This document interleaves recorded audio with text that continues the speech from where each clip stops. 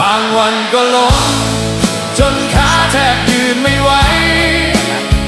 มองไปทางไหนก็แทบมองไม่เห็นทางยอมรับว่าเหนื่อย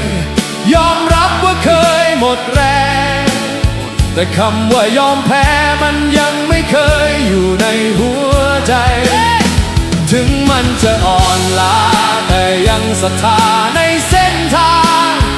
ถึงมันจะอ้างว้างก็ยังยืนหยัดสู้ไว้จะให้เราถอยหลังไปเป็นคนแพ้ที่ยอมพ่ายมันไม่ใช่ทางสุดท้ายของคนอย่างเรามองมือสองข้างที่ยังกำความหวังเอาไว้แม้มันจะสั่นไหวแต่ก็ยังไม่เคยปล่อยไปถึงจะล้มจะเจ็บนายเกินเบาหรอกมันคือบ่เหลี่ยมปลายมันบ่เหลี่ยมเลย